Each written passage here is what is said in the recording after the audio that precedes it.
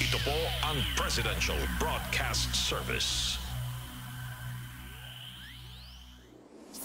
Pakinggan, panoorin, agaran in real time, o balikan sa pag-scroll up and down. Mga balitang dapat malaman, impormasyong tunay at napakikinabangan. Saan ka man, sa buong kapuluan. Mababangon sa bagong sigla. Kababayan, kasama ang social media. Powered broadcaster ng bagong mamamayan.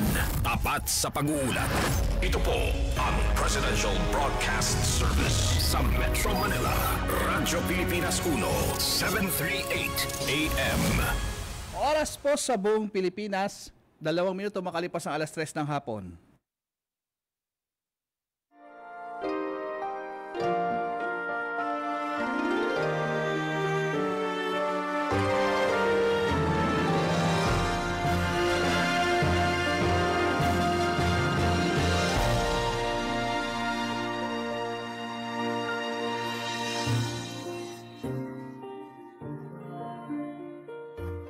Isang magandang hapon po sa inyo lahat at welcome po tayo dito sa ating programang Kalinga Hatid ng Red Cross. Dito po sa Radyo Pilipinas, live po tayo ngayong araw ng Linggo, ika-11 ng buwan ng Agosto, taong 2024. At kamusta po ang bawat isa sa inyo ngayong hapong ito? At inaanyayahan namin kayong subaybayan at pakinggan ang programa hanggang alas 4 po tayo ng hapon. At tayo po ay napapakinggan live po sa ating Facebook Live na Kalinga Hatid at Radyo Pilipinas FB page. Paki-like and share lang po at pwede rin po kayo mag-comment kung nais nyo po kayo merong i-komento sa ating talakayan ngayong hapong ito. At tayo ay napapanood din po sa For the Box channel 43 to 45 at sa Digibox din po channel 3. At syempre tayo ay napapakinggan sa ating talapilhitang Radyo Pilipinas 738 kHz. At syempre, nais nating pasalamatan ng bumubuo ng ating programa mula sa Presidential Broadcasting Service ang ating Director Bong Aportadera. Kung hindi dahil po sa inyo, hindi tayo magtatagal. 18 taon na po tayo sa buwang ito. At syempre, kasama po niya ng ating Station Manager Sir Alan Alyanige, si Sir Maki at si Sir Ray Sampang at ang nasa technical side Orly Lopez, si Sir Orly at si Ma'am Joy. Okay, at sa ating Philippine Red Cross, ang ating Chairman and CEO Richard J. Gordon, ang ating Vice Chairperson, Governor Corazon Alma de Leon, kasama ang ating Secretary General Dr. Gwen Pang at iba pang Board of Governors. Kasama po yan ang mga Board of Directors at mga Chapter Administrator sa ating mahigit 100 chapters. Okay? Hindi na po natin patatagalin pa at napaka-special po ng ating episode ngayon. Makakasama natin muna ang ating laging kasama dito po via Zoom, ang ating Vice Chairperson, Governor Corazon Alma de Leon. Magandang hapon po, Gob. Magandang hapon at hindi ako mag-iisa dahil ang topic ay pagpapahalaga sa IHL Month. Kaya kasama natin dito si Governor Lorna Kapunan. Yes. Pero yung greetings muna ni retired Chief Justice Hilarion Gabida Jr. when he wrote, at ito babasahin ko, "Today is Sunday, the 11th of August. Let us enjoy the gift of life, problems and trials, fears and anxieties. Sickness and pains are vital ingredients in life. Let us mix them with more faith and hope in God and cover them with love, mercy, compassion, and with prayers. Life may never be perfect, but if we find the right combination in mixing our ingredients, we can actually say, Lord, thank you. We love this gift of life. You are the bread of life. What we do with that life is our gift to God. May we and our loved ones have the gift to God every day of our life, of your life." So tamang-tama, sinabi ko po sa kanya na gagamitin natin to sa ating Red Cross Hour. At nandito na ang ating co-host for today, Yes. si Attorney Governor Lorna Kapunan. Yes. Welcome. Magandang hapon po at maraming salamat po sa inyong panahon at oras na binigay po at makakasama namin kayo muli ngayong hapong ito bilang co-host ng ating programa, Governor Lorna. Magandang hapon po. Nakamute po kayo, nakamute. Okay. Ayan, okay. Yan. Magandang hapon po sa lahat ng ating nanonood, nakikinig, at lalong-lalo na sa aking idol. Yan ang talagang always first, always ready, always there. Ma'am Cora Almadorial. At sa iyo rin, Edison. Yes po, sa bro. mga tagahanga mo, Edison. Dami-dami na. Thank you po, Gob. Thank you. Ang guest natin ay si Maria Patricinia Lea Mateo, National Field Representative ng IHL Office, National Headquarters. And of course, Ms. Michelle Amy Bangardia, Chapter Service Representative, Red Cross Youth ng PRC Iligan City Chapter. I'm sure kaya sila napili ay meron silang i-contribute sa atin. Yes Pero po. siguro, Governor Lorna, ano ba ang tema o ngayon ng IHL Month? Alam mo, this year talaga is very symbolic kasi 75 years na tayo ng Geneva Convention. So ang IHL theme natin ngayon is 75 years of commitment to IHL awareness, compassion, peace, and progress. The strength of IHL in the new Philippines. Yan ang theme natin. Ayun. So Galing. parang hindi lang celebration to, no? It is a renewed commitment to what is IHL, what it is all about. Hindi lang peace, no? It's about compassion and also progress, no? And finding strength in all of these principles. So yun po ang theme natin at napakaganda. Nakita ko sa news, no, na August 5 of this year nag-celebrate na ang ating military, no. So talagang kung may kailangan mag-commit talaga dito military kasi ang kalaban natin ngayon hindi lang sa loob, no, sa labas na, lalo na yung direct confrontation sa ating West Philippine Sea, no? Yes. So hindi ba Vice Chair Cora, naririnig natin yung mga giyera sa Israel. Israel tsaka yung Ukraine. Palestine. Tapos yung Ukraine tsaka Russia. Parang napakalayo sa atin. Kanya yung mga kababayan natin parang hindi relevant sa kanila ring IHL. But now that it's coming to our shores and there's a threat there is a direct threat from a foreign government, dapat talagang bisitahin natin ulit kung anong ibig sabihin ng IHL. Actually, maswerte tayo, no? Dahil sa leadership mo din, nagkaroon na ng batas ang International Humanitarian Law sa Pilipinas. Tatandaan ko yun, ano? At, and because of that, we should be proud na yung mga activities natin na gagawin sa IHL Month kasama ang PRC chapters para sa buwan ng Agosto. At meron tayong dalawang kasama ngayon, si Patrocinio Lea Mateo, National Representative ng IHL Office, at si Michelle. Wala pa silang picture na, anda na. Si Patrocinio Lea Mateo, welcome. Hello si po, magandang hapon. Amy Bangardia.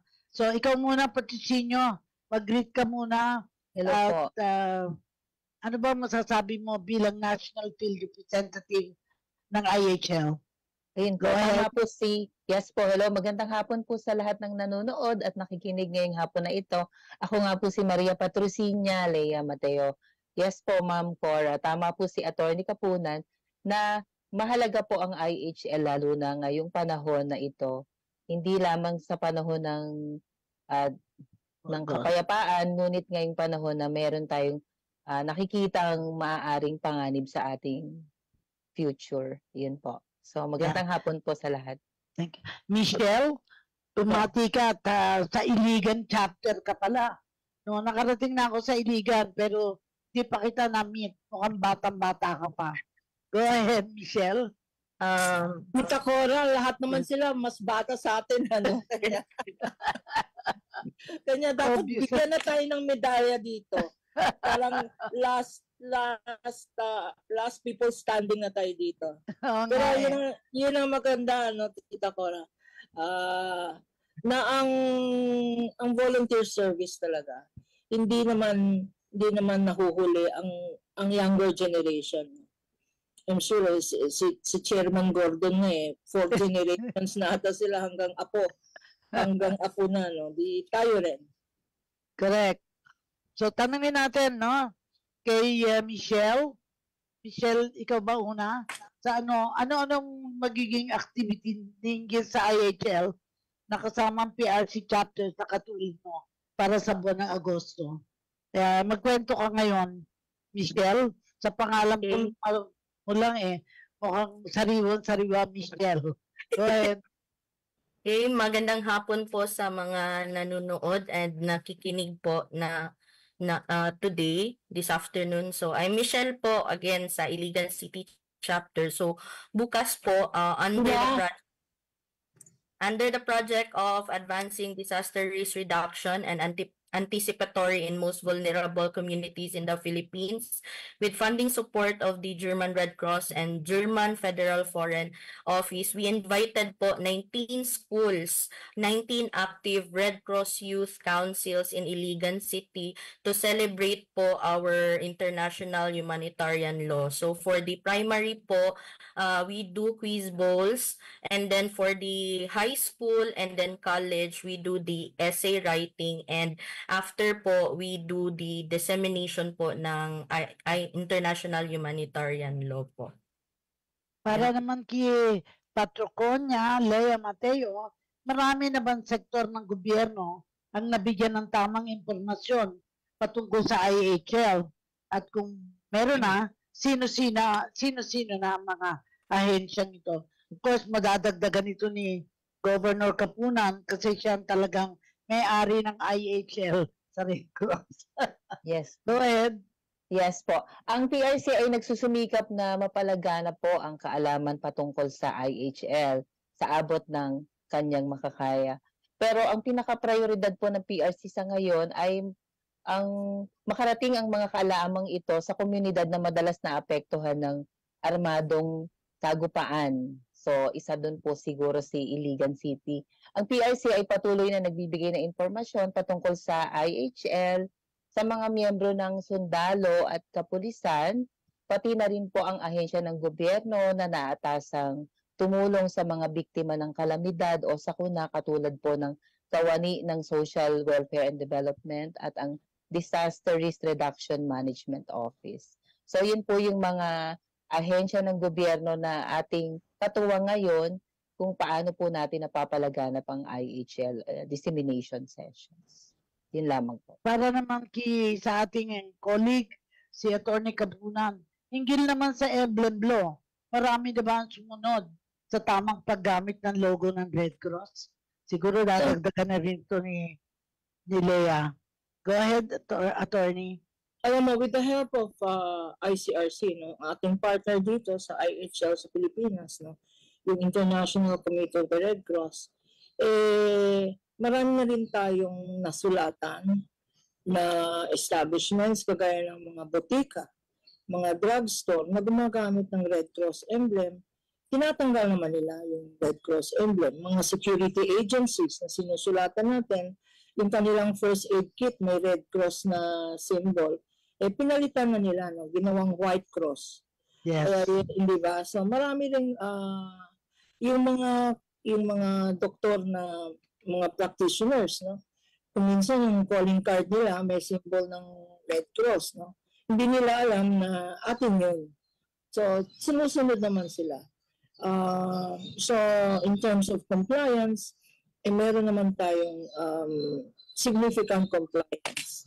Meron lang isa na sinusulatan natin, and I think pending pang case sa court. Ito yung isang drugstore, huwag mo lang sabihin, no? Pag matigas ang ulo, hindi tayo maatras. Alam mo naman tayo dito. Hindi naman tayo umaatras dito, no? Kagaya ng I will use this opportunity, kagaya ng PhilHealth, no? Tagal-tagal na ng PhilHealth. Humanitarian life yun, no? ng tagal-tagal ng utang sa atin ng PhilHealth, hindi tayo aatras dyan. Pero tungkol sa IHL emblem law, we are happy to say that significant naman ang compliance. Kasi nakakatakot, Tita Cora, no? Ang penalty sa emblem law. Sa emblem law natin, may fine, yung minor offenses, may fine yan ng 50,000. May imprisonment pa na up to 6 months, no? Yung tinatawag na minor infractions, no? Pero kung perfidious act, alam mo yung perfidious act, yung ginamit mo yung emblem, nagkukunwari ka na Red Cross in times of war, no? Nagkukunwari ka ng Red Cross, so hindi ka, tapos pagpasok mo na sa territory ng kalaban mo, pagbabaril mo yan. Hindi perfidious yung ginamit mo yung Red Cross emblem para mag-cause ng injury. Life imprisonment yan. Tita Cora. So, yeah. At nagpapasalamat tayo, you mentioned that legislation. We're probably probably the first in the whole world, no? Philippine Red Cross, ang nag-enact ng emblem law in our jurisdiction and IHL law. Kaya pag nag-a-attend ako ng convention sa Geneva at kinikwento ko na ito ay under the leadership of Chairman Richard Gordon, who was then Senator, kasama ng then Vice Chair, Senator Mig Subiri, talagang humihingi sila ng kopya ng batas natin para gamitin din nila sa mga Red Cross, Red Crescent societies nila. Kasi ang emblem law, hindi lang naman cross, no? Pati crescent. Correct. Crescent sa Muslim territories. At kasama dyan, yung third emblem na red crystal. Kasi sabi ng Israel, hindi naman kami Christian, hindi naman kami Muslim. Gawa mo kami ng logo na crystal. And I recall, we were there in Geneva when it was passed, yung red crystal. Natatandaan mo? Hindi ba? Napakalaking issue yan. Hindi tayo pinauwi. Madami na tayong madugo ang enactment na yan. Ano? Buti na lang, naalala ko, na-entertain tayo noon kasi may World Cup soccer football game. So nanonood lang tayo hanggang maka-decide ng decision. Correct. So ganun din ang mga international organizations. Siyempre, meron kanya-kanyang national interest. Pero in the interest of humanity, nasisettle naman ang mga differences ng mga member organizations natin. Okay. Balikan natin si Leia, no? Leia, can you come? Yes po. Siya ay National Field Representative ng IHL, di ba? Yes, tama So, po. pag sinabing National Field Representative, ipaliwanag mo sa mga nanonood sa atin kung anong papel na ginagampanan mo sa National Headquarters. And I'm sure nakaharap sa atin ngayon si Governor Kapunan, kailangan tama ang sagot mo, di ba? Oo naman po. Yes po. Yes po. Ang National Field Representative po ay kumakatawan sa National Headquarters na bumababa sa field. Katulad nga ng title, National Field Representative, nire-representa po ng isang NFR ang National Headquarters sa lahat ng activity nito. Kung ako po ay nakalaan sa IHL, yun po ang aking papel sa pagbaba ko sa community. Tumutulong po ako sa chapters o sa mga chapters natin kung paano po mapapalaganap ang halaga ng ating IHL. So, yun po ang papel. So, masasabi mo ba kung ano ang K mo para masabing ikaw ang magpapatupad ng emblem law sa Philippine Red Cross? Hindi naman po exact. Meron naman pong case sa karapatan para po sa pagpapatupad ng emblem law. Bukod doon ay katuwang natin ang legal department po ng PRC. Pero yung sa atin po bilang isang NFR ay yung halaga ng pagpapakita ng halaga ng Red Cross at ang simbolo nito at kung paano natin ito mapoprotektahan. I-report sa atin, bibigyan natin ng halaga yung mga report nila kung paano ito na misuse or na perfidious as mentioned kanina ni Attorney Kapunan, at ito po ay i-report natin sa kinaukulan within the PRC management po. So, meron na ba tayong binigyan ng parusa at sino maaring umuli nalalabag dito kasi napaliwanag na ni Tony Kapunan na talagang seryoso tayo sa implementation ng emblem law. Kaya meron na ba tayo sa iyong kaalaman? Meron na bang nahuli at nabigyan ng parusa?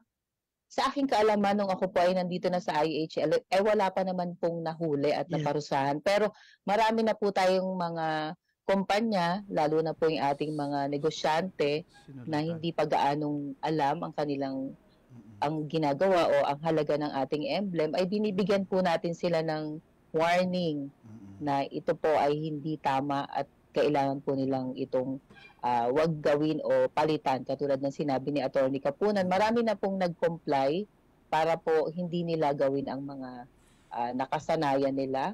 At na-mention din po ni Attorney na merong sanction, meron pong pagkakabilanggo at may kaukulang penalty o kaparusahan hanggang 1 million po ang pinakamalupit na presyo na ating pinato. Ito po yung doon sa perfidious causes o use na merong physical or merong namatay.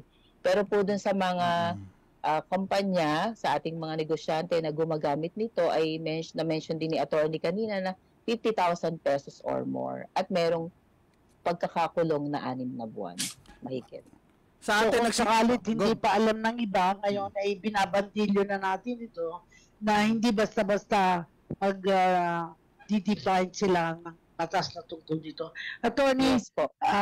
Kapunan, siguro nung nakaraan taon, meron na bang ano naging programa ng PRC sa IHL month? Do you recall? Kasi I think that was the time I was sick. Nung nakaraan, and including this year, every year naman, nagkakaroon tayo ng training sessions, training or retraining sessions. No? And this year, it will start with several. No? Meron tayo dito sa nakaschedule. No? Hindi lang ang staff natin, kasama dyan ang board. Yes. Kasi kuminsan, pag dinidiscuss na yung IHL's agenda ng board natin na napakahaba nagsisiuwihan na ang mga governors kasi 6 na oras na yung board meeting. Ganyan pag nagbo-board meeting tayo, nahalata mo, Vice Chair, sinasabi kong, pwede bang ilagay nyo naman sa taas? Correct ka dyan. Kasi lalong-lalo na August, the whole month is an IHL celebration month. Mula noong 1999, no? Ng Executive Order 134, ginawang one whole month celebration. Although, in other countries, August 12 is IHL Day. Dito sa Pilipinas, alam mo naman tayo, O8 tayo dito, no? Ang IHL celebration natin month long. So, for this IHL month, we have training sessions in Mandaluyong. Meron tayo sa Mandaluyong, meron tayo sa Subic, meron tayo sa Cebu, at lahat tayo nandun, including you, Vice Chair. No? So, our chapters also have mga contests. Meron silang mga contests na iba-iba. Meron silang contest to write about the emblem law, dissemination. Noong nakarang taon, nagkaroon tayo ng moot court competition. This year wala at the time moot court kasi sa dami ng pinupondohan ng ICRC, no? In real time meron silang operations sa war-torn countries like the Ukraine, no? Giving humanitarian aid at saka sa Gaza Strip, no? Medyo naiipit ang budget natin, but despite that we have a lot of activities on IHL at siguro itong kasama natin sa chapter level pwede mag-share ng mga activities nila. Yes. Alam ko meron tayo sa Davao, sa Zamboanga, Yan. sa Laos. Cebu. Parang Cebu meron. Meron sa Cebu. May essay writing contest, Quiz Bee competition sa Iligan City. Meron tayong online IHL session para sa PNP natin sa Legazpi City. Meron tayong dissemination sessions para sa mga various AFP and PNP units sa Northern Samar at sa Basilan. Nakita natin nationwide ito. Yes. Meron naman tayong debate sa Naga at sa Iloilo. So napakadami. Pero sana hindi lang August, no? Kasi hindi lang naaalala ang IHL tuwing August. That's why dapat intindihin nila ng lahat, hindi lang sa Red Cross, ng lahat ng kababayan natin ang importansya ng IHL. Kasi maraming nakakaintindi, Tita Cora, ng human rights. Hindi nila Akala nila pareho yun. Iba magkaiba yun. Akala nila pareho yung human rights at yung humanitarian law. Pwede rin sabihin human rights, pero human rights in times of armed conflict. Yes. Between states or between non-state actors. Kaya dito, sa mga NPA natin, mga terrorists natin dito, kung merong mga subversives dito, ang involved dyan is not actually human rights, but humanitarian law. Yeah. If pinakalaban natin sila, kailangan bigyan din natin sila ng aid, no? Assistance, aid, medical attention, etc. So, paalala rin yan. That's why, ang namumuno dito this year, ang Department of National Defense. Yes. So, yun ang mga activities natin. Natatandaan ko noon, well, of course, when I was Secretary of Social Welfare, pag nagpupunta si Presidente Ramos, katulad sa Mindanao, parts of Mindanao, tinatalakay din ito na may mga, ibig sabihin ng international humanitarian law at bakit kailangan marinig ng mga lumalaban na may kalaban din ng mga lumalaban dahil kailangan maproteksyon na natin yung mga maaring masaktan sa mga nilulunsad nilang mga giyera. So, but at the same time, di natin masasabi na walang nangyayari pag hindi natin alam. Kaya mahalaga na ang ating mga chapters ay alam na alam kung ano nangyayari sa kanilang lugar. Balikan natin ang PRC Iligan, Kasi alam mo ang Iligan sa Mindanao, even at the time before, maraming mga pangyayari, nasusunog, o whatever na pinag-aawayan dyan. Michelle, meron ba kang ngayong, youth ka di ba? Red Cross Youth. May mga pangyayari ba dyan ngayon sa Iligan na masasabi natin paglabag sa international humanitarian law? Michelle, are you aware kung meron? Sa Iligan po, right now, sa mga schools po, wala naman po akong nai-encounter. Sa amin lang is more on dissemination sa before po papasok ng pagiging RCY. Sinasabi po talaga namin yung regarding sa emblems, sa uses nito, and the misuse sa emblems and mga different types of misuse. So, sa Iligan, more on dissemination sa mga Red Cross Youth Council po sa amin. Alam mo, Gob Cora, yung sa misuse at saka sa emblem law, syempre nagsisimula yan sa atin. Syempre tayo, mahigpit po tayo sa pagpapatupad niya, lalo na sa mga kasamahan po nating staff, volunteers natin, yung emblem law na yan. At saka misuse. Tama po ba ako, Gob Lorna? Tama ka, dapat sa atin mag-umpisa yan.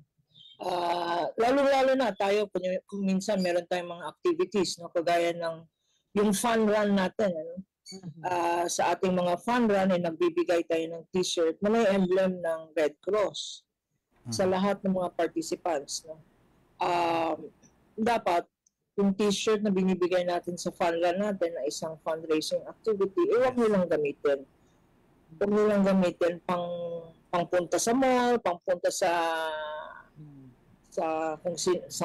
any other place. That's why dapat mag-ingat tayo sa pagbigay natin ng ating mga t-shirts sa activities natin.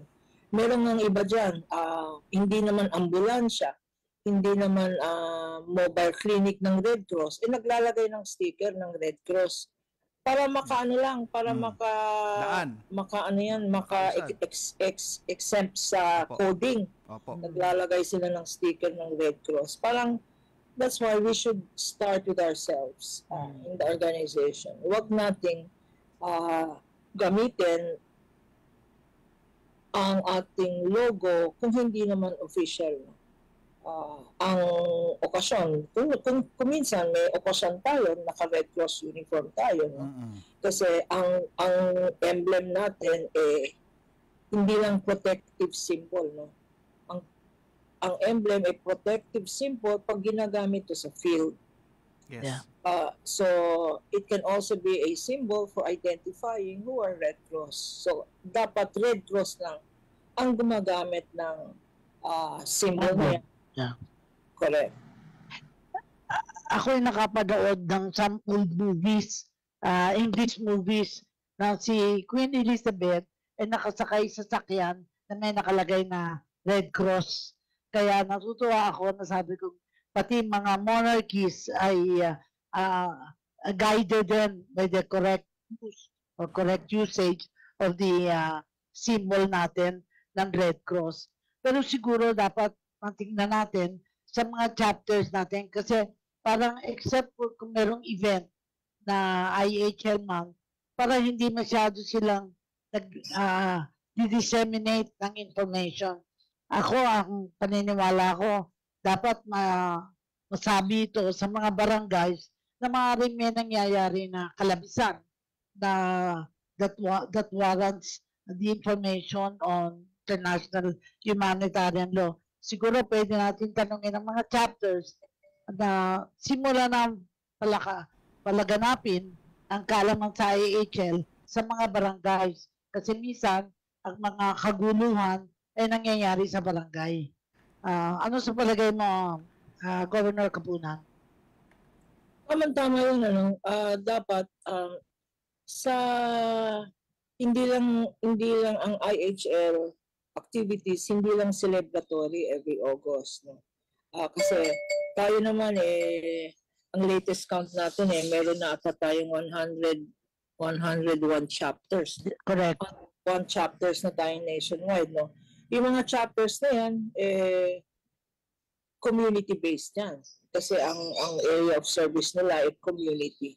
Baka pwedeng isama sa mga chapter activities natin ang kasi the basic unit of government is the barangay.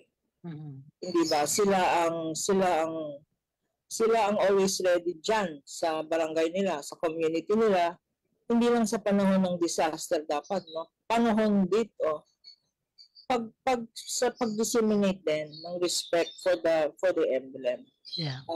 So pag nagkaroon tayo ng dissemination dito sa mga schedules natin, Tita Cora, i-emphasize natin that the chapter should also include, hindi lang yung, kasi ang inaakala nila sa Red Cross, dalawa lang dugo, tsaka bagyo. Di ba? Ganon. Sunog. Mga disaster. Mga disaster. Dugo at tsaka disaster. So, hindi nila na-associate yung humanitarian law sa Red Cross. Ngayon, siguro, kasi talagang, sabi nga ni Chairman Gordon, huwag tayong maging complacent. Kanya, ini-intensify niya yung drug, yung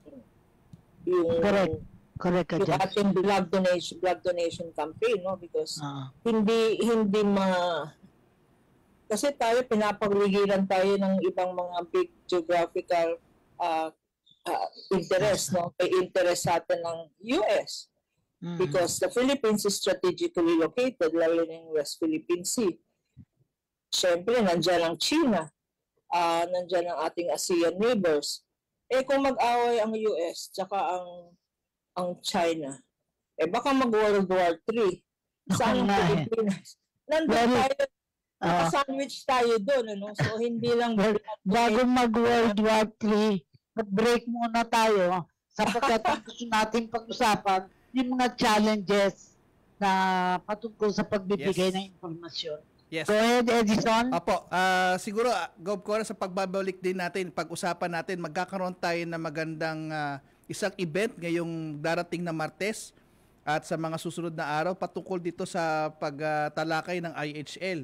Siguro pag-usapan natin yan sa pagbabalik din po, Gov. Lorna, Gov. Cora.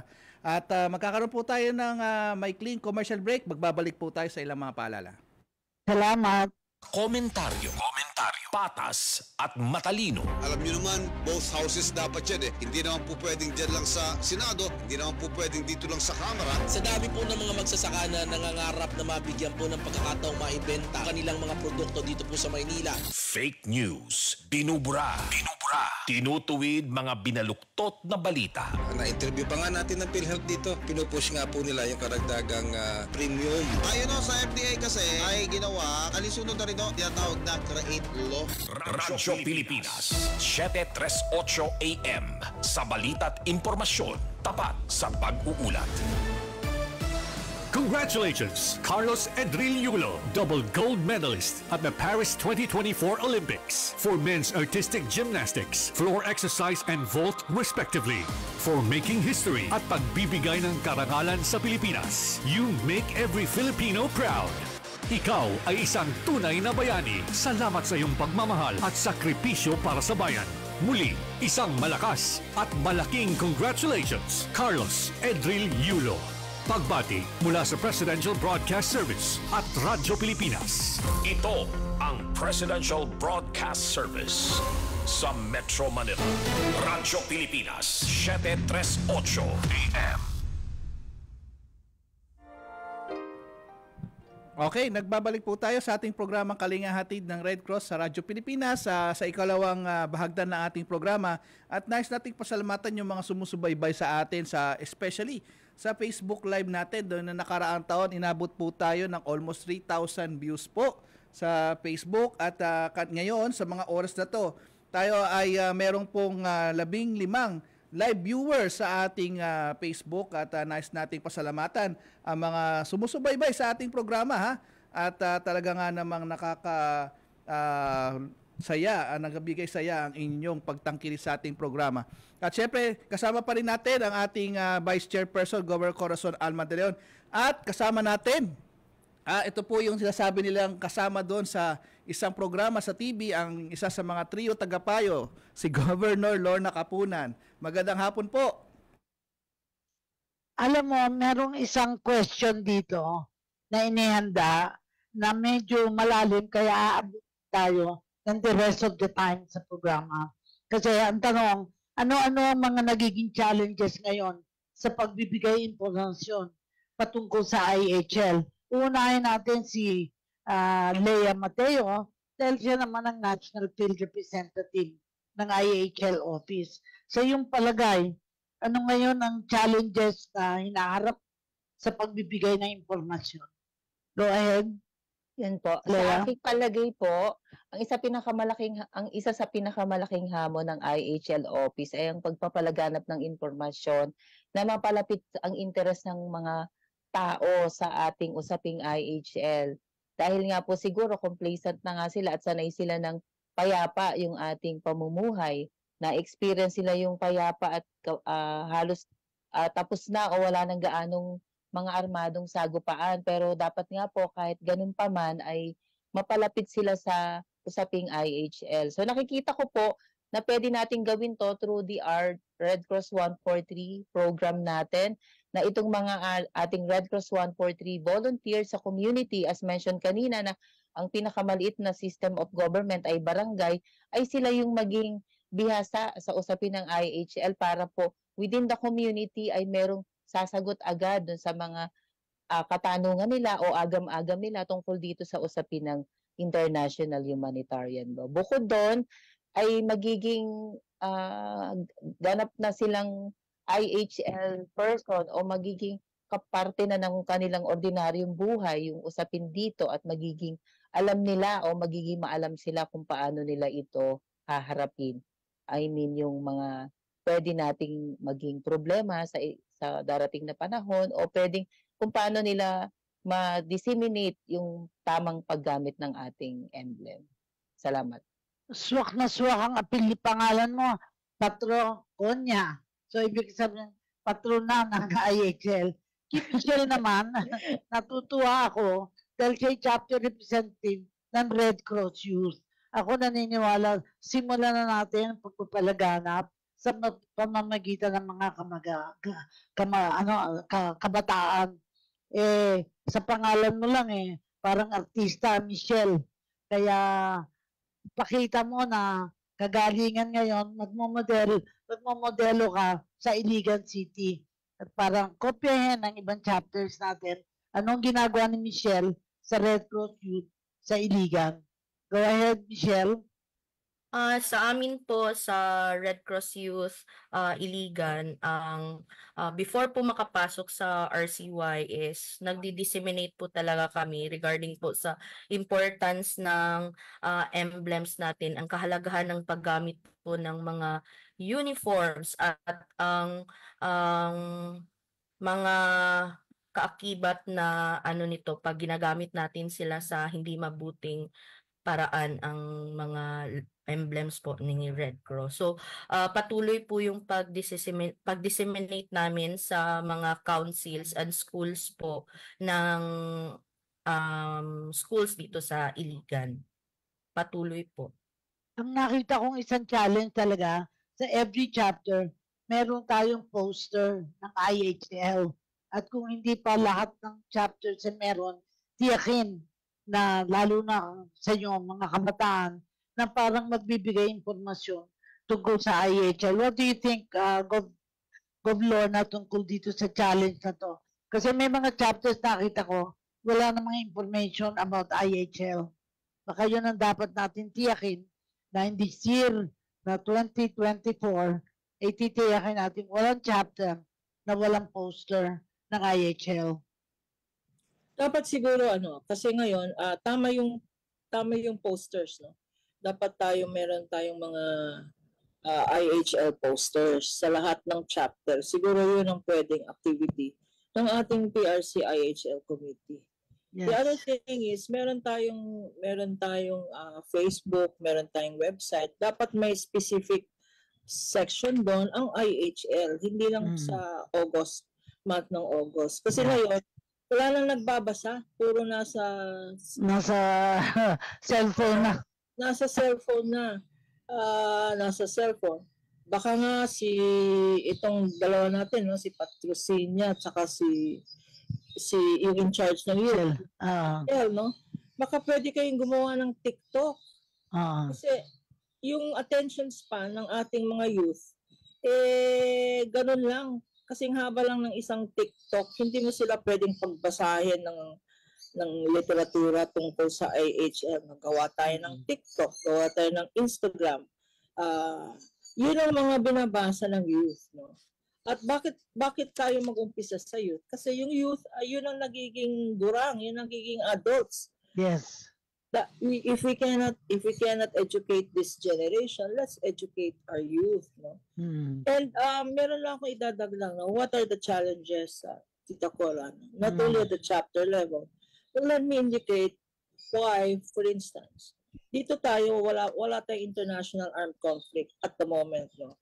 Pero napakatindi pa rin ng non-international armed conflict natin. Ang ating mga NPAs, ang ating mga insurgents. Yes.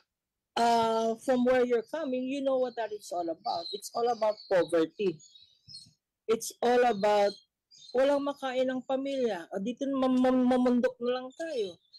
Kasi yung walang makain, kasi yung congressman, yung barangay captain, kinukurakot ang pera ng bayan. Hindi bang gano'n? So I think if we are to encourage our rebels to return in peace to the fold, we also need to advocate a program for instance, rebel returnees, DSW, livelihood. Siguro hindi nasakop ng Red Cross yan, but in terms of advocacy, you will never stop fighting if the cause of the fighting, the root cause of why there are insurgents, why there are rebels, why there are those who go against the government and fight with arms, because last hope na nila yun.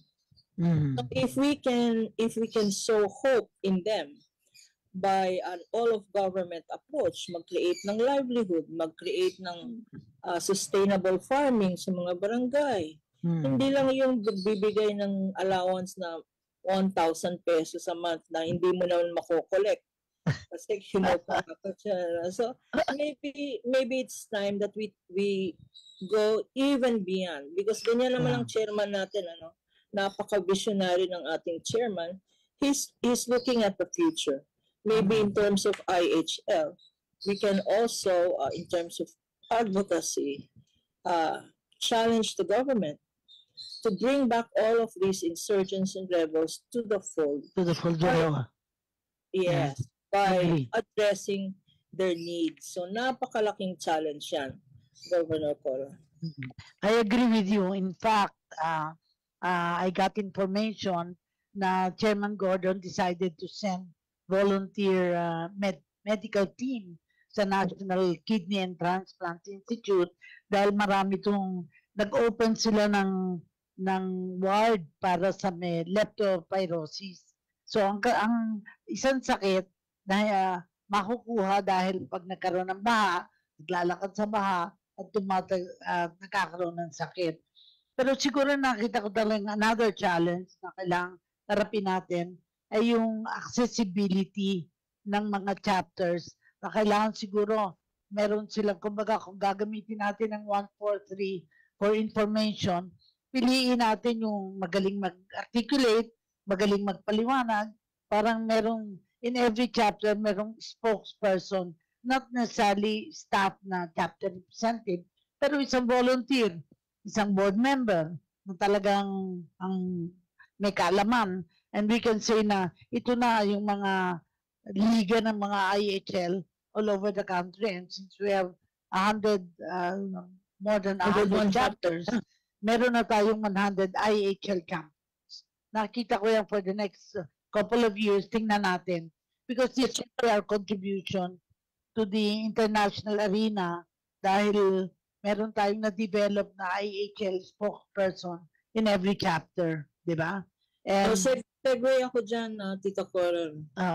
Siguro, kasi matagal nang ina-advocate ng ating IHL committee sa Red Cross in partnership with ICRC na isama sa curriculum. yes. Isama sa curriculum ang IHL. No? Hindi lang sa law schools, pati rin sa Social studies. Sa social studies. Yes. Sa respect for human life yan. Ano? Yes. Sana pwedeng isama sa curriculum. No? And doon manggagaling, lalo na sa mga law schools, doon manggagaling yung mga volunteers natin.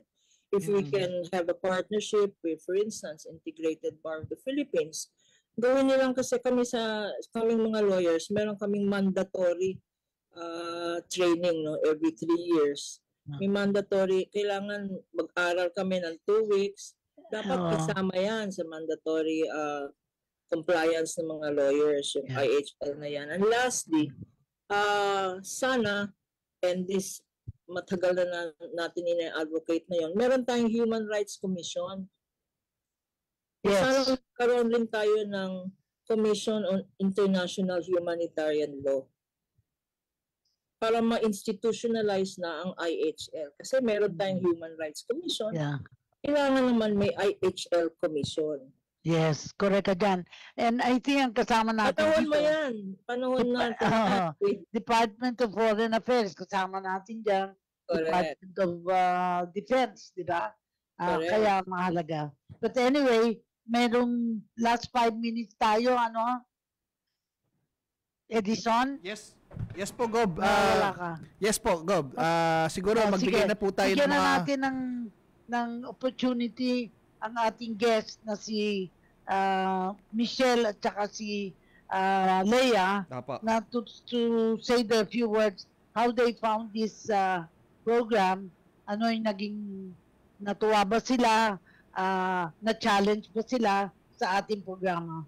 Go ahead, Leia. Ikaw muna. Si Ma'am Leia. Tapos, i-announce na rin natin yung mga mangyayaring event natin sa web sa Martes. Alright. Oo. Sige. Yun po.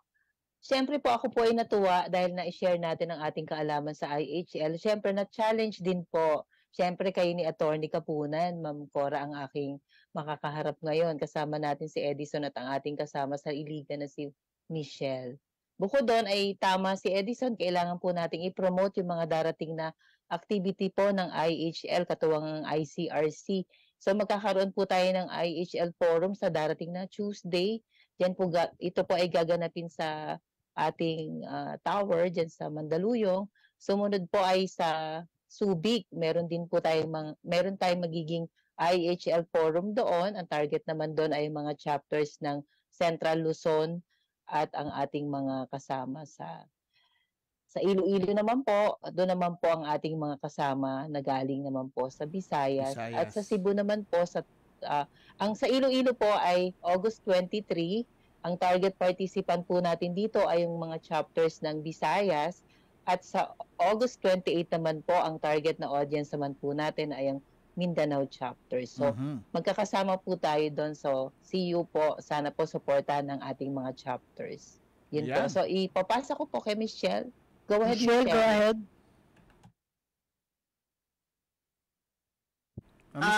Sa Iligan naman po, mas na-challenge po na i-continue ang pag-disseminate ng information and mas erase yung awareness regarding IHL. And sa sinabi ni Attorney Kapunan na gawing siyang mas catchy sa youth. So, open siya ng idea po para po dito sa amin sa Iligan.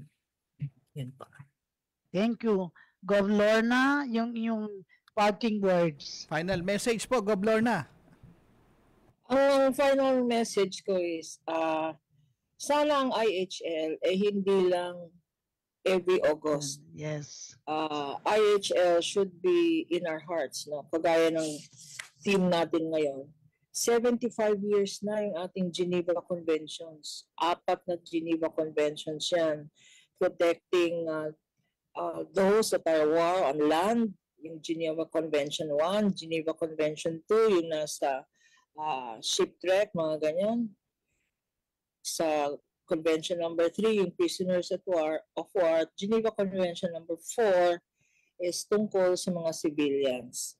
75 years na yon, siguro kailangan natin i-emphasize that we are celebrating 75 years of commitment to compassion, peace, and progress. At Edison, paalala lang, no? Apo. Yung ating seminar on this na sa headquarters natin sa Tuesday. Yes po. Ang challenge ko sa iyo naman, Edison, is pa-attend mo ang Board of Governors natin. Anong oras yun? Maghapon po yan eh. Mag-start po yan ng... maghapon. Okay lang.